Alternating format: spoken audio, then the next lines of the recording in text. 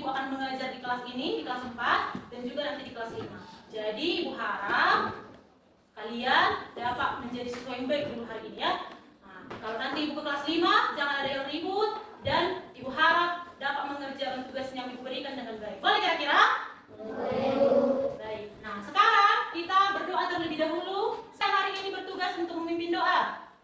Ya, ayo berdiri. Pimpin doanya.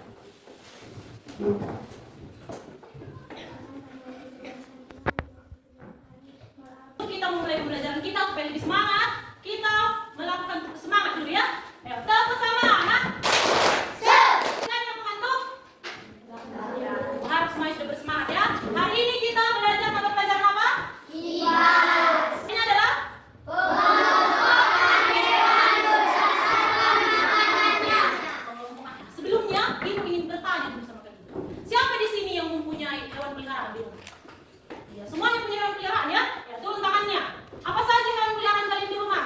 Ayam. Terus? Anjing. Apa lagi? Kucing. Sekarang Ibu mau bertanya lagi. Kalau ayam itu makanannya apa ya?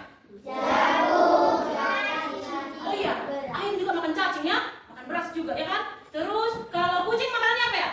Ternyata berdasarkan makanannya itu, hewan itu ada pengelompokannya loh. Nah, itulah yang mau kita pelajari hari ini. Karena tujuan pembelajaran kita pada hari ini adalah supaya peserta didik mampu menjelaskan pengelompokan hewan berdasarkan makanannya. Sekarang coba buku paketnya halaman 75 ya. Nah, sembari Ibu ke kelas 5, dibaca dulu materinya ya mengenai pengelompokan hewan berdasarkan makanannya. Ibu harap tidak ada yang ribut. Boleh kira-kira? Boleh. Ya, Ibu ke kelas 5 dulu ya. Selamat pagi semuanya. Gimana kabar hari ini? Ya. Nah, sebelum kita memulai pembelajaran kita, Ibu mau bertanya dulu. Ada siswa kelas 5 yang tidak hadir? Nah, jadi hari ini Ibu akan mengajar di 2 kelas, yaitu di kelas kita ini, di kelas 5 dan di kelas 4. Kenapa? Karena kebetulan hari ini wali kelas 4 berhalangan untuk hadir ke sekolah. Jadi nanti kalau Ibu tinggal sebentar-sebentar, Ibu harap kalian tidak ribut dan dapat belajar dengan mandiri. Nah, sebelum kita mulai, kita berdoa dulu. Siapa yang bisa memimpin doa hari ini? Ya, hari ini si Mikael dulu memimpin doanya ya. Ayo maju kamu Mikael. Memimpin lagunya Ibu lah yang pilih. Kamu siapa kamu? Si Reva, lupa Ibu. Ayo maju. Si Reva memimpin lagu, si Mikael memimpin doa. Baik, hari ini kita belajar mata pelajaran bahasa Indonesia. Bahasa Indonesia. Topik kita hari ini adalah mengenai cerita rakyat. Siapa sebelumnya di sini yang sudah pernah mendengar cerita rakyat? Ada yang sudah pernah dan ada yang belum pernah ya. Sama-sama semua yang membaca apa topik kita hari ini? Cerita rakyat. Cerita rakyat. Tujuan pembelajaran kita pada hari ini adalah yang pertama, supaya siswa dapat menyebutkan nama-nama tokoh dan watak pada cerita rakyat. Cerita rakyat adalah cerita yang tumbuh dan berkembang dari tengah-tengah masyarakat atau dari daerah tertentu. Nah, apa isinya cerita rakyat? Isi cerita rakyat itu biasanya tentang asal-usul suatu daerah. Cerita rakyat ini ada dia ceritanya yang memang betul-betul terjadi, ada juga yang hanya mitos. Kan ya kalian mitos? Mitos itu artinya tidak betul-betul terjadi, tapi dipercayai sama masyarakat setempat. Nah, pada cerita rakyat ini ada yang namanya unsur-unsurnya. Unsur-unsur cerita rakyat. Apa saja unsur-unsur cerita rakyat? Yang pertama itu adalah tokoh. Apa itu tokoh? Tokoh itu adalah orang yang berperan di dalam cerita. Yang kedua ada namanya watak. Watak itu adalah sifat dari si tokoh ini tadi. Yang terakhir ada amanat. Amanat ini artinya adalah pesan yang bisa kita ambil dari cerita itu. Apa contoh cerita rakyat? Contoh cerita rakyat itu misalnya Malin Kundang. Siapa yang pernah mendengar cerita Malin Kundang? Nah, ada lagi asal usul Danau Toba. Siapa yang pernah mendengarnya? Ini Ibu membawa satu contoh cerita rakyat yang berjudul Malin Kundang. Tentukan siapa tokohnya, apa wataknya, kasih tahu latar atau settingnya, dan juga amanatnya. Ayo maju kamu Zain. Ini dibacakan oleh si Zain dan Ibu akan ke kelas 4 sebentar ya. Ibu harap jangan ada yang ribut. Boleh ya? Kamu Zain, bacakan dulu ini. Sudah selesai dibaca? Sudah, Bu. Ada tadi yang ribut? Enggak, Bu. Nah, tadi materi kita mengenai pengelompokan hewan berdasarkan makanannya. Berdasarkan makanannya, hewan ini dikelompokkan menjadi 3. Yang pertama ada yang namanya karnivora.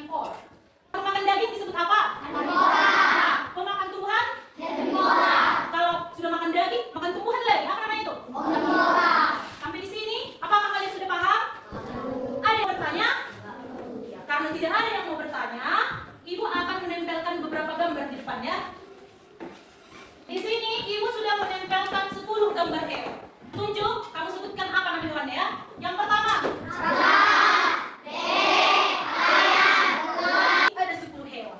Yang tentunya makanannya pun berbeda deh. Berbeda-beda. Jadi, tugasmu adalah coba dulu kamu kelompokkan hewan ini berdasarkan makanannya tadi. Sembari Ibu mau ke kelas 5 dulu sebentar. Jangan ada yang ribut, boleh?